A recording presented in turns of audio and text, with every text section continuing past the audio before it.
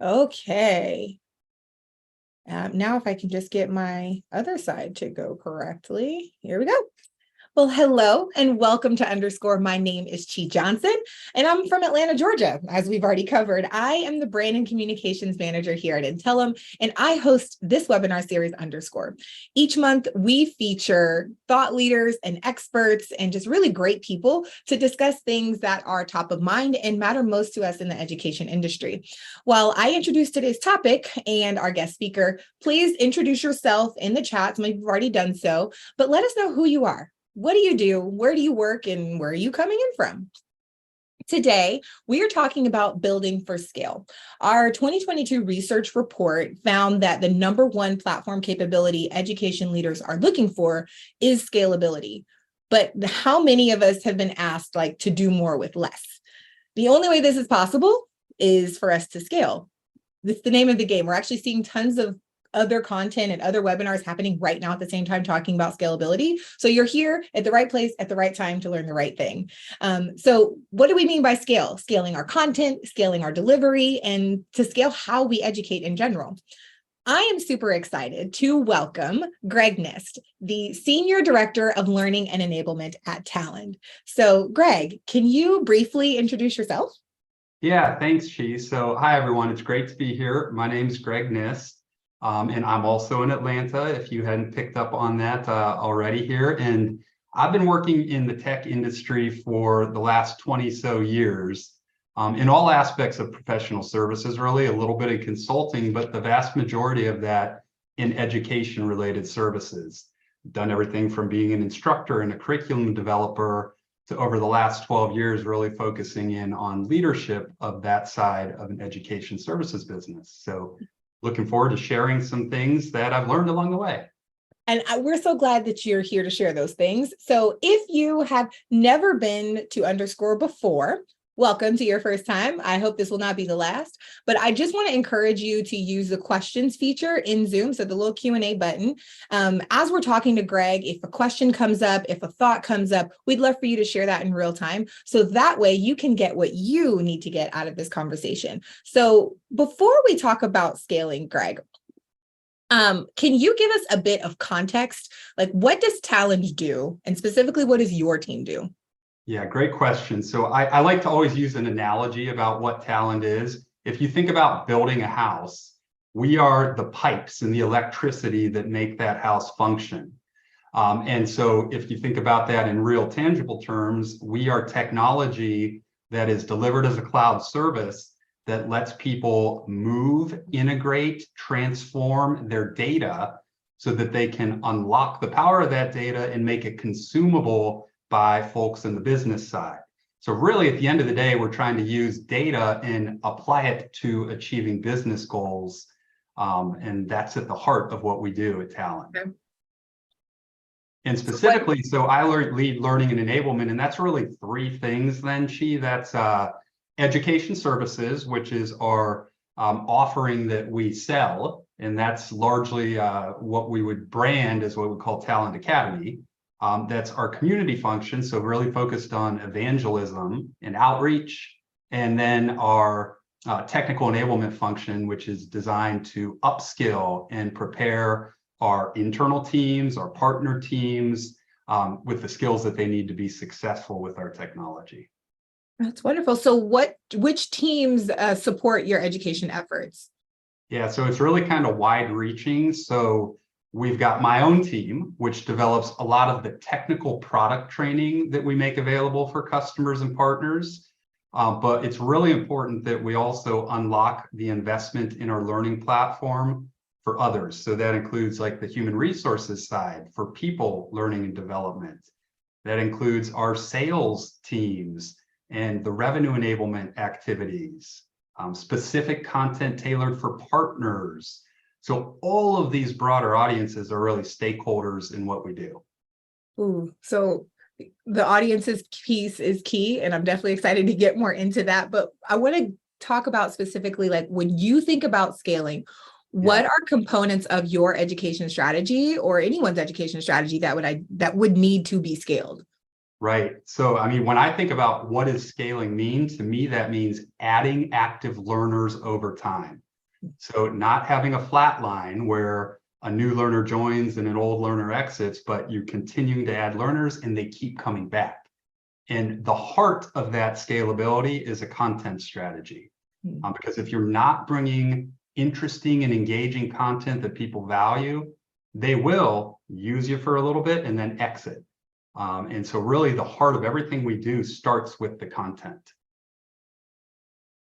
So one of those things is content. What are some other things that would need to be scaled? And we can dive into each of them a little bit further. Yeah. I mean, the other thing is that we've got to have a way to deliver that content in a way that's intuitive so that learners know how to use it, that it's easy to discover the content, and that the content is engaging and fun to complete and to work with. Okay. So it's really important that all those different people that I mentioned can participate in that content process. All right. So then let's go ahead and dive into each of these things like individually. Because I know we're talking about scaling content and like segmentation is important and like empowering users in that way. But what does it look like to scale content strategy specifically? Right. So the biggest thing is understanding that we have different audience types. So in my world, the core audience types are employees, customers, and partners. And so they have different types of content that they need. And it's important that we have a way to create and publish and manage that content at scale so that we don't have to create 3 separate catalogs, right, for each of those groups. And so something that's at the heart of being able to scale is create content once, publish it once, and be able to control at a more granular level the access rights to that content. And really then what you're managing is one single catalog, but you can enable customers to access certain slices or partners to access others, and you can really control that. Could you give us like an example, maybe when we're talking about like the specific employee audience, like some skills there? Yeah, so for example, with employees, you've got things like new hire onboarding, you've got things like revenue enablement, and you've got things like technical enablement for like our support organization. So you want to be able to segment those things so that if I'm a seller and I log into the platform, I don't necessarily care about all of the technical enablement content that a support engineer might need. And I don't want that to distract me from my learning journey. So being able to control what we deliver based on, at the end of the day, in our world, what is a group membership. Okay. That's really flexible and powerful to us.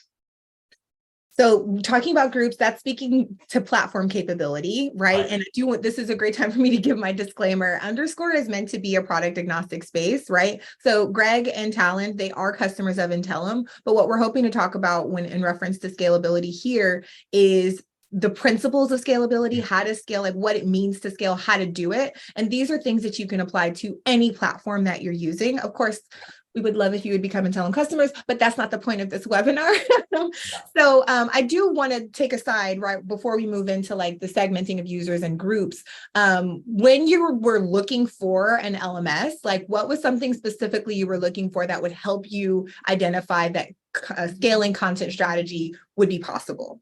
Yeah, there was a couple things. Number one, we didn't want to have to publish content separately multiple times for different groups. We had to do that before. If we wanted a certain piece of content to only be made available to partners, we'd publish it up to the partner catalog.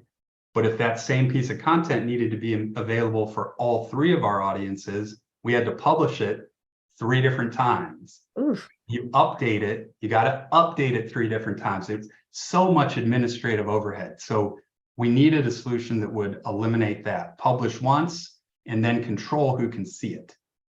The other thing is the creation of the content, not just the publishing of it.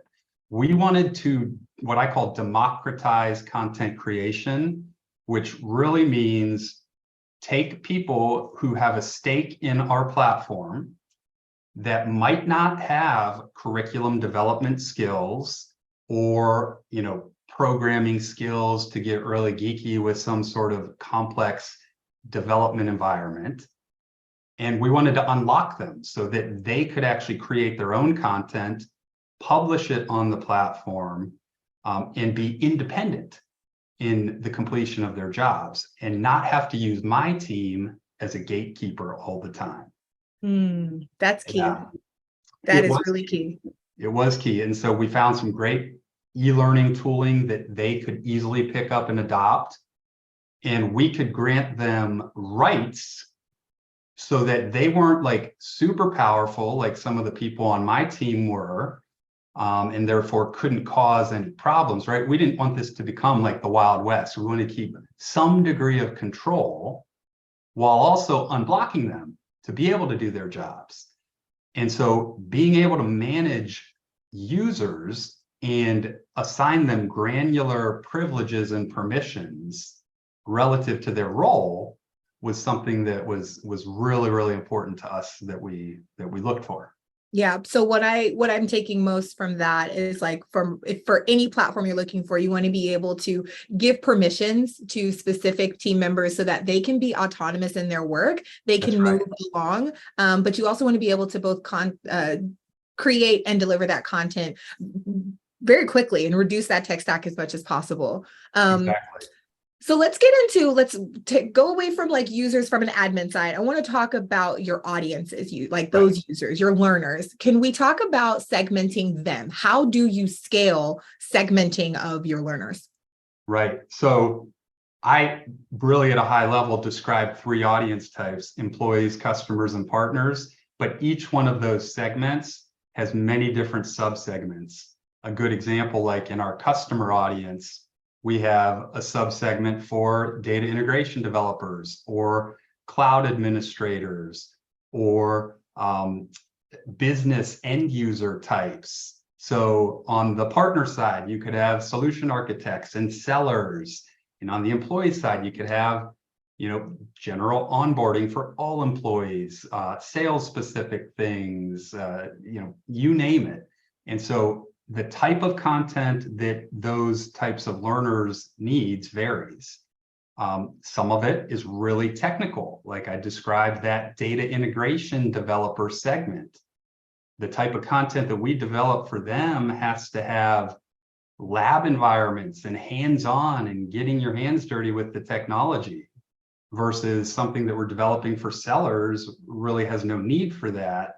But it needs to have like the ability to do sort of coaching sessions or pitch demonstrations that you might upload a video of yourself doing a pitch. So very, very different types of learning content. And we really needed a platform that understood, that e-learning doesn't mean just one thing. And that gave us a lot of flexibility to develop those different things for people. Yeah, I'm hearing a lot of different things in a lot of different areas I could go here. But I would love to talk about like that learner persona, right? Understanding that learner persona is key because you have your different learners, you're segmenting your different learners in different ways, and you need to be able to deliver content specifically to each of those personas. So that I just want to plug in like how important the needs analysis is, right? And really understanding who your learner is at a granular level, because like you said, you might be repurposing that one piece of content for multiple audiences, but can we talk about like your learners belonging to different groups and how that affects the content strategy?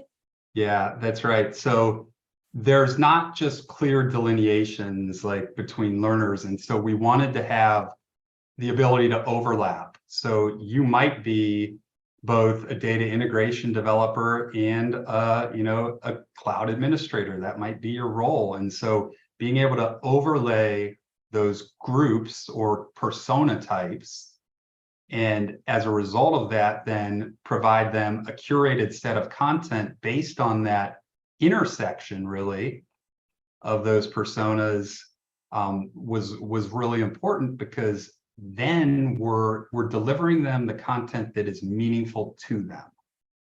And we're not distracting them necessarily with stuff that is not relevant to their role. So that intuitive personalization is like key, because we use this phrase like delivering the right content to the right learner at the right time. At the right time. There you go. That's right. That's that piece there. I I do want to, well, before we move on to like the empowering your teams part of this, I want to talk about the differences between like a free and paid, because I do know you guys have revenue tied to your learning in some way. Can you talk about that setup and like how that affects segmentation? Yeah, so for us, it was important that we had both a free tier where anyone could just find our site and create an account and then be able to access certain content to learn about our technology and also to get a feel for the learning platform itself. Hmm. And then we wanted to have a separate subscription tier for people that had purchased a subscription where they unlock everything that's in our catalog and that's available to them. And so on the platform side, there's a couple things that were table stakes to make that happen. Number one, the platform has to have a mechanism for a learner to self-register.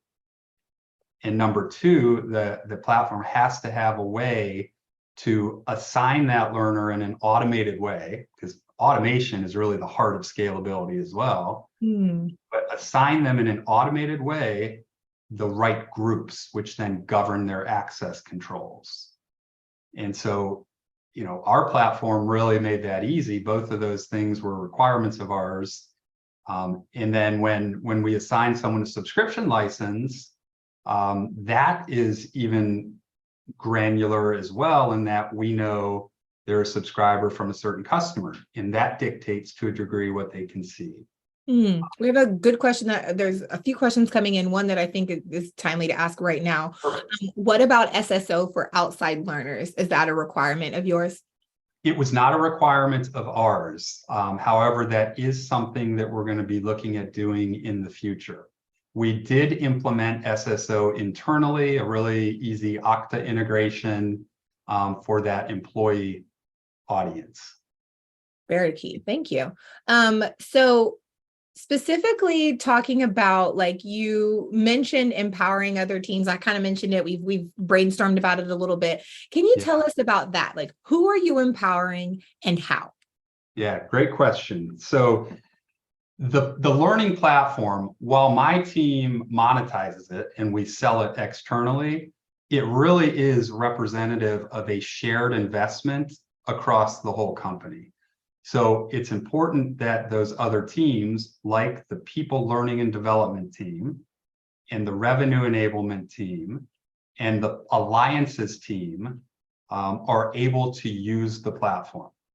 And before, we operated in a world where those teams were not able to build their own content. And if they needed something, they had to get in my content creation team's pipeline to request it, which took a lot of time. And we're not subject matter experts on their areas. And so, you know, there was just a lot of overhead in that approach. So we really, when selecting a path forward, made it critical that those people could be self-empowered. And given the right tools, they could own their own business and publish it themselves and schedule events and report on their activities without the need for us to be involved. So that was one of the greatest successes. And over the last 6 months, we've seen new content launched by all of those teams. Oh, wow. The platform is used for all of our internal events like all hands and learning opportunities that HR puts on. And so it's super exciting that they've been able to take advantage of it. So that's something we run into a lot, right? Like, I'm sure anyone else who's ever used an LMS or a platform, like they're used to having different platforms and different technology and different departments in their company. And I know that, you know, what happens is people fall in love with the one they use. It's even if they like something else. So I'd love to talk about like did you guys ever have a point where you were on separate systems? How did you get the buy-in and make that decision to get everybody on the same one? I know that's probably, I think that's a question that people are probably asking in the back of their head. They're like, this is all great and dandy, but like we have 6 LMSs within our company. There's no way we're going to get all on the same one. Could you speak to that a little bit? Yes. So that was a challenge, and it is a challenge. It's no small feat internally to kind of get all of those different groups in alignment. Mhm. So I started a project, like when I joined Talend just a little over 2 years ago, I identified that we needed a new path forward on the platform side. And so I started a project. I first got a group of cross-functional stakeholders together that had a vested interest in having a system that would meet their requirements. And then made a business case, right? Because you might have 6 LMSs in your company, but that's a lot of money that's being spent. And there could be significant efficiencies to be gained by retiring some of those platforms and consolidating. And we found that to be the case. Mm. Not only did those multiple platforms not necessarily meet everyone's needs, but the cost associated with them was a lot bigger than you might have thought. That speaks to the problems that a lot of people are having with budget right now, right? It's like, instead of eliminating people, maybe we consolidate some of our tech and get and find money that way. I think that's a great unexpected point. Right. A simplified tech stack. And I should also point that it's not just the LMS, right, that you might be consolidating, but some of the other aspects of a learning program. Think about how you do certification. And if that could be supported by the platform, then you maybe don't have to have another vendor in the mix. And the same would go for like badging and things like that. So we found and continue to find, like, this is an ongoing thing that we're continuing to build out, but we're finding new ways to leverage the platform for other aspects of our program that we had to do either bespoke ourselves, or through another component in our tech stack, which was challenging. I really like that because it speaks to, and I'll talk about this a little later, but it speaks to the power of like the analytics and digging into the data, looking at the numbers and understanding like, hey, we have to look and make sure this is working. So the reportability on what you're doing. So once you get everybody in the same place, your reports become more robust. You can see the impact on the business a lot clearer than you could when everyone's in separate spaces. And that speaks more even, that also speaks to empowering your teams, which is key to scalability, because if people are having to do double work across triple and quadruple teams, that's not scalable. That leads to bloat in a lot of different ways. I do want to circle back to content creation just a little bit, because we talked about democratizing that journey, and a question we got actually speaks democratizing the delivery of content, but the creation too, delivery and creation of content. And I think that speaks to the creation part. A question we got, which is, what e-learning tooling did you adopt, right? So we're not talking about education platform. I think we're talking about content authoring there. So can you speak, again, this is an Intellum plug here, but I'd love to talk about like what you're doing there and why you made that decision. Sure. So we chose to use a tool called Evolve, and it is a cloud-based e-learning development environment. It is very, very easy to use. I would compare it to using like a really high-end WYSIWYG HTML editor.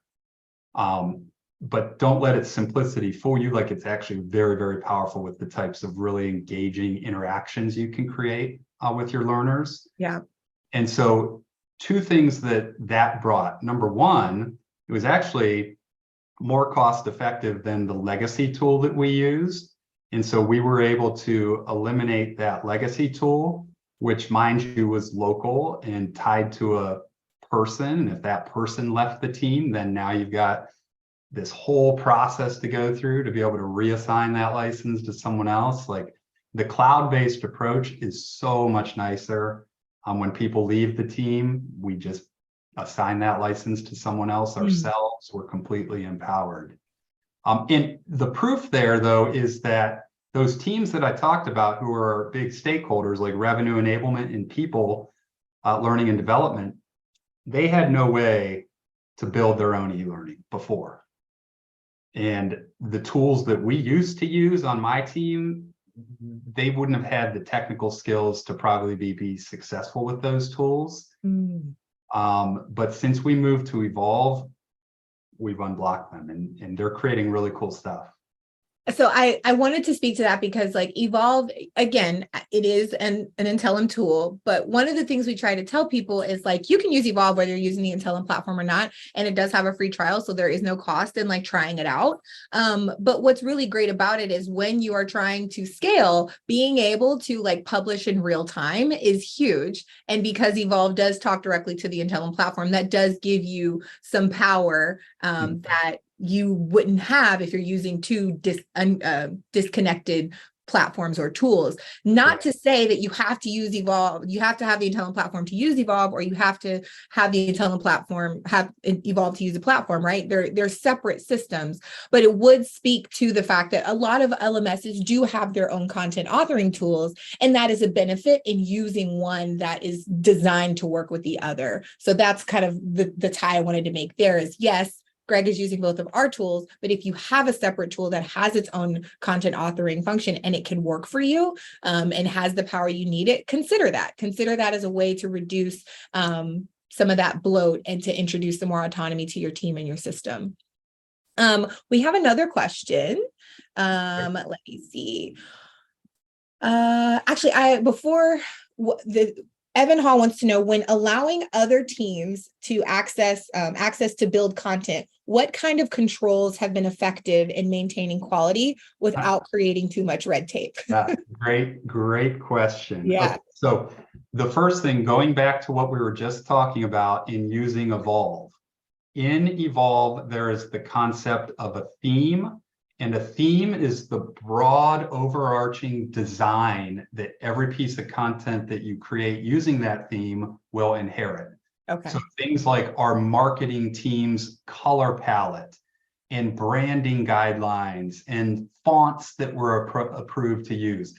All of that you can define in the theme. And then when you create a project using that theme, it all cascades automatically. And the best part, because I've worked with marketing departments long enough to know, and I love them, but I know that in 6 months from now, they're going to come and they're going to say, the color is no longer purple, it's now green. And guess what? We just have to go and change that color once in the theme, and then it cascades down to all of the existing content. The second thing I point out there is what's called a template. So my team, which has instructional design backgrounds, and we define the style guides that we want all of our content to look and feel like so that it's consistent, we created templates that define, okay, if you're going to use this element for a multiple choice quiz question, this is what it's going to look like. If you're going to use this element to embed a video into an e-learning, this is what it's going to look like. And so all of those stakeholders use the theme and the template that we centrally created, and that ensures consistency across the end result. That is really key. And I think that speaks to your team size, the bandwidth and capacities that you have, which leads me to a big question that I'm sure if you might be having, because we don't want to assume that everyone is at the same size with the same resources. So I want to rewind a little bit for someone who's at I don't want to say in much like lower stage, maybe just getting started, but needs to consider scalability at the beginning. Like, how important is it to think that far in advance, or what should they be thinking about in the beginning in order to ensure that they can scale later on? Yeah, so I have in my career 2 different times inherited programs. Okay. And had to kind of redesign them for scalability. And it is much more difficult to do that than it is when you're building from the ground up and thinking about scalability right out of the gate. So it doesn't matter how small you are, the time to think about it is now, because you have goals to grow and you should expect that you will grow and position yourself for that. Shoot for the stars and land on the moon. Yep. I love it. So we did have another question. Did you receive any pushback from other departments when you were trying to get them to be more independent with their learning? Actually, you know what? We did a really good job with change management. They wanted it. And the reason they wanted it was because it took so long and they would have to, be prioritized amongst all the other people that would request learning to be created. They wanted to be independent. And so I think the thing that I really tried to do was get buy-in early. And so defining that cross-functional group of stakeholders and keeping them in the loop on a regular cadence as we evaluated platforms, as we evaluated tools. I even internally set up lunch and learn sessions to train them on various aspects of the tools and the platform. At the end of the day, they were excited about it. And so adoption of it was not a problem. I like that. I think that's key. Like we know education is important. We're here talking about education and so you can have those specific, like the general education on the platform and how to use it and to do what you all need to do, but having those specific one-to-one sessions and one-to-many, like to have the ability to ask you specifically what they need to be doing in order to grow correctly, I think is really important. I want to dig into some mistakes, right? So you talked about you've done a lot, you've done this in your career often, and you've seen it all, right? Yeah. Can you share some of what you've learned about scaling, some common mistakes that you see, and like how we can learn from those? Yeah. Well, I think some of the biggest ones I've observed were doing too much custom work that then builds technical debt over time and really makes life hard because you have to maintain that. You have to make sure that it's secure and like up to date. And you end up spending all your time doing that rather than innovating on the content side that your learners actually consume.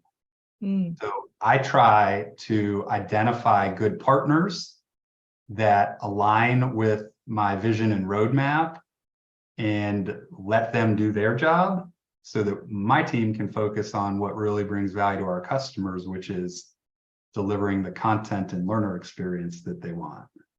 I like that. Yeah. So if you were to give one piece of advice to someone who is just like, they just decided that they're going to build an education program, right? And they've got their internal buy-in, they're looking for their LMS, they've got a short list, right? What do they need to be looking at in order to say yes and to know that it is a program, a platform that can scale with them? I think the first thing they need to do is really make sure they understand their personas, their target audiences, because understanding who you're bringing content to is at the heart of everything. And then make sure that the platform will allow them to create really content that's going to be engaging for those audiences. Because we've all taken e-learnings, like, I mean, the HIPAA training that I have to take every year, or the compliance training or something like that. Like, right. We've all completed e-learnings where you might press the play button on a video and then walk into the other room and, make your lunch. That's not e-learning. That's not going to be of service. So being able to bring really compelling and engaging content to the learner, I think should be your number one criteria, and make sure that that learner experience is good. Because if the learner comes to your platform and they don't know where to go and they don't know how to get started and their journey is not clear and the content is not engaging, they're not going to come back. And then you're not going to see the results that you need to see to justify the cost to the business. No, and in my world where we're selling a subscription service, right, the renewal is really the proof. Like getting someone that says, hey, you know what? I've been using this for a year and I want another year. That's the trick. And really, without great content that's constantly evolving and getting published, and a great learner experience. And I mean, I could go on about a motivating learner experience with gamification and things like that. But I would love that. All those things coming together, right? To Yeah. get that person to keep coming back. Well, that's a good way for me to plug in some of our past webinars, right? So that Evan, who actually asked the question, he talked about customer centric, right? Being customer centric when designing those education programs. And when we say customer centric, we mean learner centric, right? Focusing on that learner and who's actually taking the courses and who's actually digging into that program. Like that is what you spoke to, right? It's also, we just did a webinar last month about gamification, right? The power of gamification and amplifying an education program, and all of those pieces have to be considered in order to scale appropriately, is what I'm hearing you say. So Liz has a question, and we're going to officially open for questions. I've reached the end of my questions I have for you, but if you guys have questions, please submit them to the Q&A, or you can drop them in the chat as well. But Liz wants to know, back when you were talking about mistakes, right? It's digging into custom work too much. Can you give us an example of what that custom work is or could be? Yeah. Okay. So at my prior company, which was a very technical product, and therefore we had an army of professional services people who were very technical, we decided that instead of buying an LMS, we would allow some of these professional services as part of their MBO work to build one for us on our own platform. And they built it, but what happens over time? How is that going to evolve? You don't have a team dedicated to maintaining that.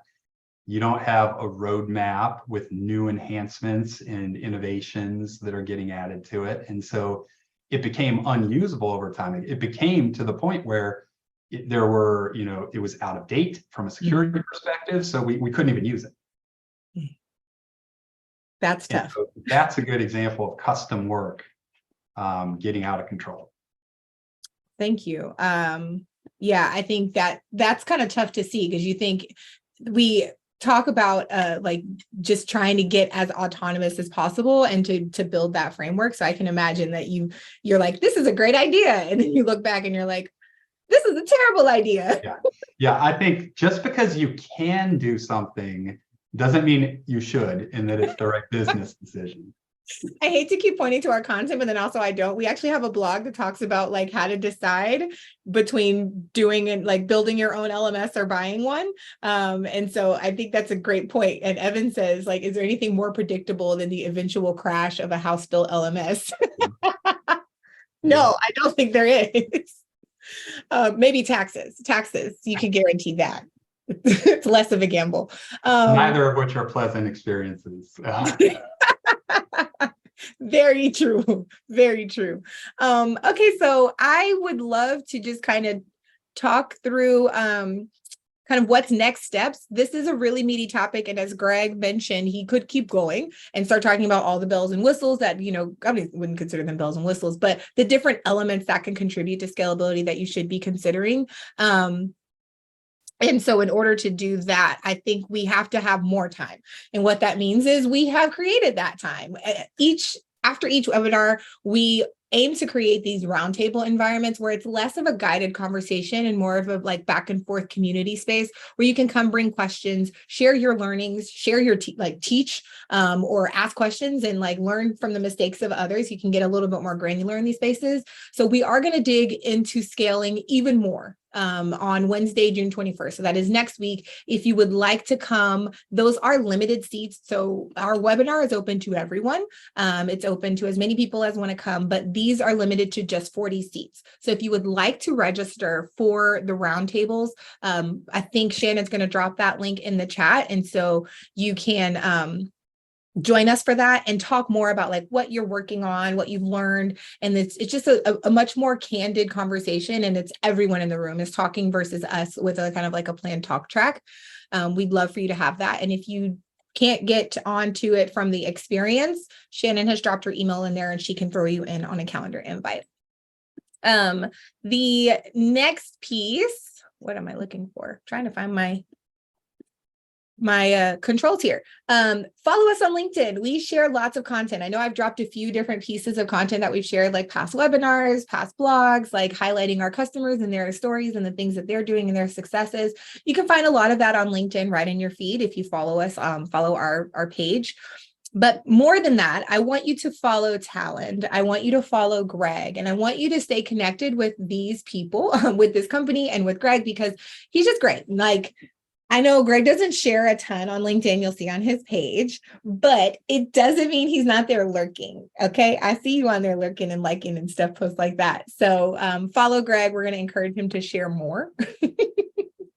And then join us next month. we have our next topic, which is metrics to meaning. So we've talked about like scaling, but now how do you know that it's working? How do you know that like what you're putting your effort and your dollars into is actually going to turn it into what you need? Is it going to impact revenue? Is it increasing your learner, like the number of learners? Are you actually retaining like customers and things like that?